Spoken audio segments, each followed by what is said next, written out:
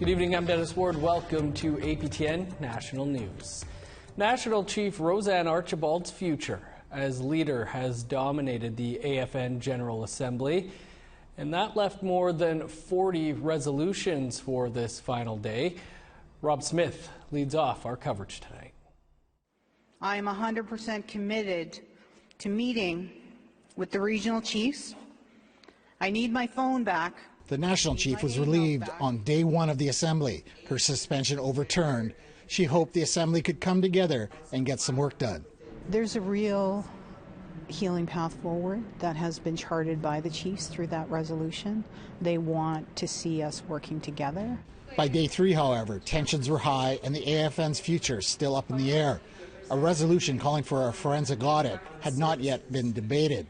I have sent the information with respect to corruption to all chiefs across Canada. The national chief's suspension sucked up too much oxygen, according to some delegates. Every time you decide to squabble amongst yourselves, you forget the children and the young people that you once swore to protect. We had the Canadian Human Rights Tribunal. We talked about the $20 billion compensation. We're still the $40 billion AIP. We haven't even had a conversation about that, and that's the most important thing that we need to talk about right now, not even on the agenda. I want to apologize to them for us sitting here for 1.5 days arguing about millions of dollars while we sleep in $400 room hotels and we eat buffets and we get nothing done. I feel frustrated, first and foremost, that we're spending so much time on this and not enough time on the issues that really matter to our communities. The frustration turned to sniping at the end of day two. Kerry can ask their staff to support. Please. This is not the way we conduct an assembly. Please respect our work. We respect all of you. Emergency draft resolution number 1, as amended, has been adopted with 75% of the votes. On day three, the audit was approved, but not without one final shot hurled towards the stage. And the last few days have been mired in drama and ego. In these times of uncertainty, distractions, and lack of leadership at the AFN, Serpent River will be suspending its participation in today's assembly, and we'll be going back to our community to hold discussions on our future. To my community and to other communities, I want to apologize for this assembly. To our elders, our youth, and the next generation, we have failed you. But we can't waste any more time on this. Our people need us, and we are going home. Miigwech. The national chief survived the week, her mandate intact, but it remains to be seen if the political will is there to follow through on the audit. Rob Smith, APTN National News, Vancouver. Thanks, Rob. Great work this week. Meanwhile, APTN News has learned that National Chief Roseanne Archibald is alleging the Assembly of First Nations Executive Committee hid an irregular financial transaction in which an employee transferred nearly $200,000 in AFN cash to their personal bank account in 2019. Our Brett Forrester just broke that story, and you can find it on our website, aptnnews.ca.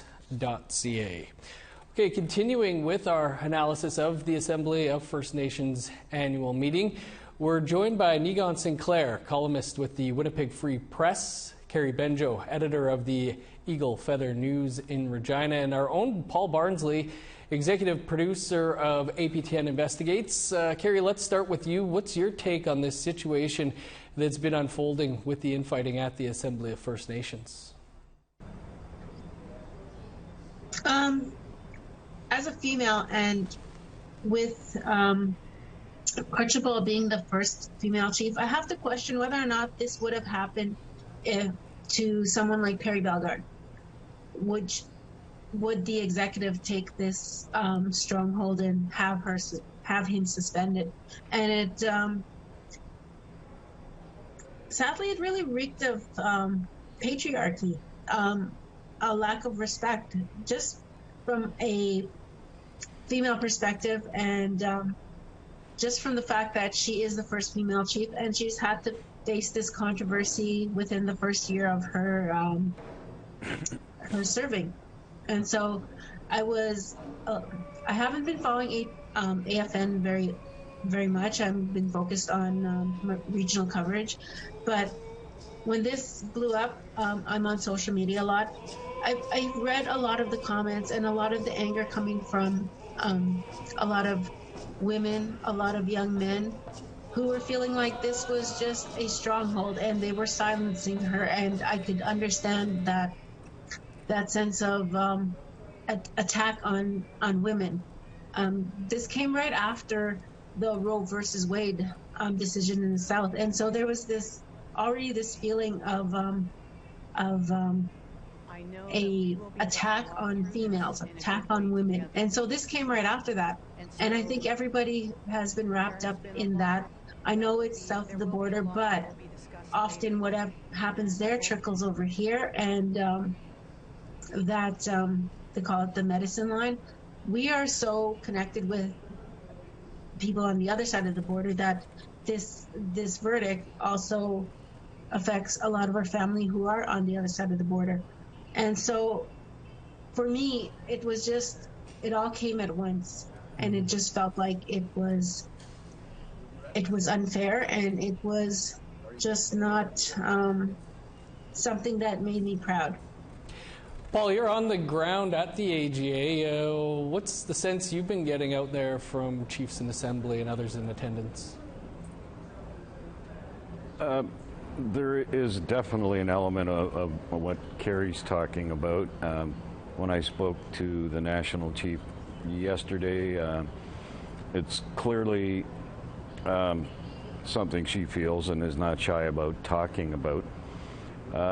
What I'm getting now, and this is unscientific, small sample size, but it seems to me there's a split according to age. The younger chiefs are supporting National Chief Archibald. The older chiefs are resisting her attempts to change the dynamic. Now, again, it might be people who have been around forever, or the people who maybe are on that list of questionable contracts, and they really don't want all that information to come out, and they certainly don't want accountability if it should ever come to that, although that's been watered down significantly from day one of this thing to the point now where there's been several versions of a resolution that we're expecting the chiefs to debate. And the latest version really dulls the edge of any attempt at major reform. It certainly does seem much changed from the original version. Niigaan, the national chief and others are pushing for this external investigation of the finances of the AFN. Do you think that should be a priority? Well, just to talk a little bit about what Carrie and Paul were talking about, I mean, certainly patriarchy is an issue, the treatment of women is an issue, but I also think that what needs to be considered is the fact that many of the regional chiefs have very deep ties with the Liberal Party, and as we saw with under National Chief Perry Bellegarde, when you have a closeness to the federal governing party, in this case the Liberals, money flows very quickly into the organization, and that money has gone somewhere, and if the national chief has said that a forensic audit is needed, then certainly it needs to be addressed. If the very leader of the organization is receiving resistance from those within the organization who have sought or perhaps are overseeing the contracts which have gone out, certainly there are a lot of smoke, and if there is smoke, one wonders if there's a fire. The question is really, where does the AFN go from here? The structural changes that are necessary are evident. The fact that the national chief, the democratically elected national chief, voted by over 633 different chiefs in different ways, and whether you believe in democracy or not, that is the result of that election. The regional chiefs, who don't really represent anyone other than their regional bodies, voted in by a few handfuls of chiefs, can simply remove unjustly a national chief. That's a real problem in the organization, and it suggests that there are systemic problems that are going to continue to plague this situation, plague this organization, and will, as was rightly criticized on day 2 of the AGA by the Youth Council, be involved in their own squabbles while youth are dying, while people are facing boil water advisories. And if the AFN is to do what it's supposed to do, which is to advocate for First Nations, member First Nations chiefs and their issues within those First Nations, It simply has not done so at this meeting. It really hasn't spent a whole bunch of time. And when the suspension vote was done, all of the chiefs tended to leave, or the majority anyways of chiefs tended to leave. And that's a real sign that there is more fights yet to come, but then also structural changes that have to happen for the AFN to be relevant, because if they don't change, then more and more chiefs will simply just turn away, and I think the younger ones will sooner rather than later. Yes, there was very moving speeches from the Youth Council yesterday. If you haven't seen those, check out our website. Kerry, you mentioned, you haven't been paying much attention to the AFN, and with all this talk of reform, has the organization reached the end of its relevancy? I think for a number of years there has been a growing number of people who really question whether or not AFN is representing the average person, the average individual, someone like me, who lives in an urban setting. And so there's a lot of disconnect between AFN and Indigenous people living in urban settings. There is really a lack of connection, and I see it growing. There's a lot of, I was out on Cody First Nation yesterday and speaking with the chief. Obviously he wasn't at the assembly, and I know a number of chiefs who didn't bother attending the assembly. They said they send proxies. And that's a real concern about whether or not AFN is really meeting the needs not only of individual people, but of the people they're representing, the individual chiefs in each province. And so it raises a lot of concern whether or not this is even, maybe it's time for change. Paul, this was something we were hearing from speakers on the floor yesterday, feeling like, they'd spent a lot of money to come out to Vancouver to this thing, and not much was being accomplished. They felt like it was almost a waste of time. What are you hearing from people there about where the AFN goes? It's interesting. We were sitting on the riser at the back of the room that's reserved for the media.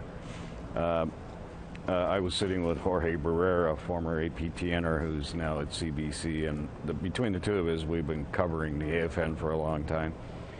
And I had three separate elders come up to me and sort of joke about how there's, considering how the expectations were raised coming into this, that there may be some correcting of some of the major faults in the organization. It's turned into, it sort of reminds me of the old Monty Python sketch where you had them, the narrator go, and suddenly, nothing happened, because nothing's been happening really for day 2 and day 3.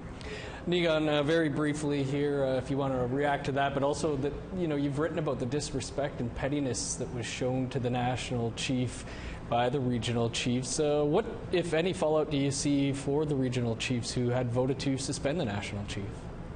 None. I don't see any punishment or any sort of consequence happening for the regional chiefs. The AFN really has a problem. When there's a singular issue, like for instance during the 1980s constitutional debates, even during the time of the Royal Commission on Aboriginal Peoples, or during the struggles for the Truth and Reconciliation Commission, when the AFN has a single issue to bring chiefs together to rally for, and particularly to advocate against the federal government on a policy, the AFN tends to become more unified. Think of the days, for example, even of Stephen Harper, and how the AFN at that time was quite unified, even though it had a situation involving National Chief Atleo of sort of being called out for not being able to bring Stephen Harper to the table.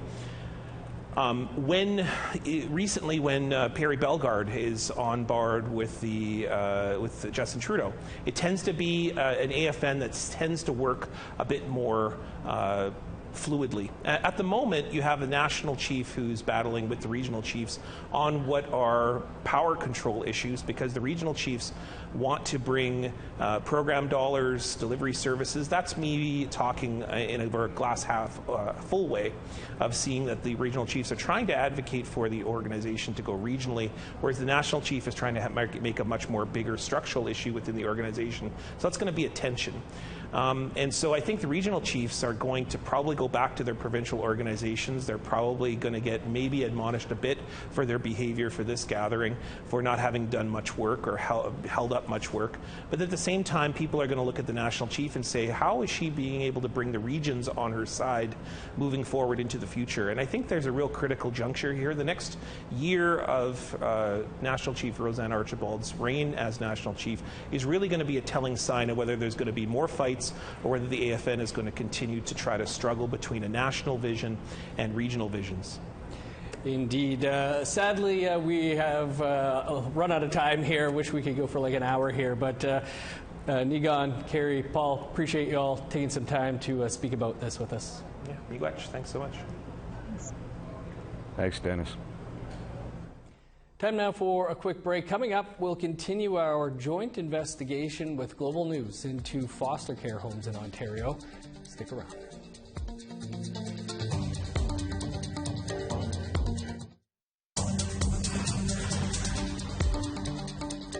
Welcome back. All week long, we've been taking you inside the operations of an Ontario company which for decades ran foster care and group homes for vulnerable youth, and which still operates 3 group homes. It's called Connor Homes, a private company run by the Connor family that profits from the kids in its care with the help of taxpayer money. The Ontario government allows this, much like most other provinces, but it's how Connor Homes handled that money that has sparked criticism, and how little, some say, was left for the kids it was meant to serve.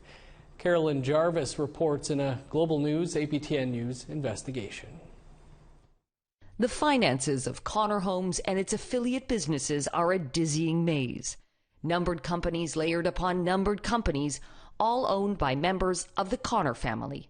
Bob at the top, his son Sean running the day-to-day operations. Connor Homes states its foster care and group homes help kids in need. But follow the money, and you'll see some of the Connors also help themselves. The money that exchanges hands is huge. There are some people getting very, very rich. In 2013, Sean agreed in family court for his divorce that he earned an estimated $200,000 a year from his foster care company.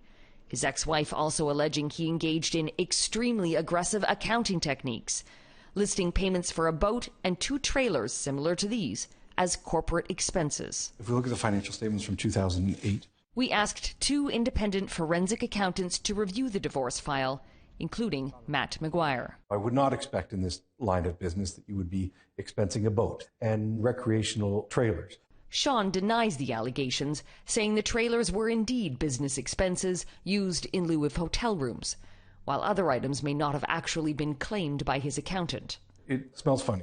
According to a list of corporate expenses he prepared for his accountant, Sean also spent nearly $67,000 on hotels, restaurants, and entertainment from 2007 to 2009. He defends it was for rewarding foster parents and workers, and that he had to promote his company to government agencies. But Sean didn't have any government contracts. His sole client was his father's company. Here's how it works. Bob Connor is the president and co-owner of a numbered company known as Connor Homes, which until recently was licensed as a foster care agency and which still runs 3 group homes. Sean operates a second numbered company, which acted as a middleman between his father and some of the foster parents who took in kids. What sorts of things do you need to run a business where all you do is push a contract to somebody else, right? Not a boat. According to financial data from 2018, foster care agencies in Ontario, like Connor Homes, received an average of $173 a day per child from children's aid societies, while Connor Homes paid foster parents $58 per day for each child, as stated in a contract from that same year. There's a whole bunch of people getting in the middle taking a cut. That's right. We tried to speak with Bob and Sean Connor. Hello? I'm looking for Bob. I'll find out if he wants to. Thanks. But despite multiple attempts to reach them, He's saying no, but thank you very much. they declined to appear on camera. In a statement, Sean Connor said the parent company, Connor Homes, had its foster care funding reviewed and audited annually. So this is a real problem. Experts say this is but an example of what happens when the province allows profit to be a driver instead of quality of care. Take the profit out of the system. It would render care a social process as opposed to an economic process. Take the price tag of kids. Carolyn Jarvis for APTN National News. You can read and watch the entire 4-part series Into Connor Homes over on our website, aptnnews.ca. Time to step aside for another quick break, but stick around. There's more to come.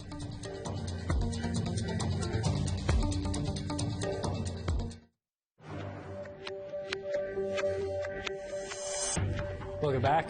Time now for our photo of the day. This one of a beautiful sunset over the calm waters of Nissacheweasik Cree Nation's Footprint Lake. Great shot shared by Myrna Dumas.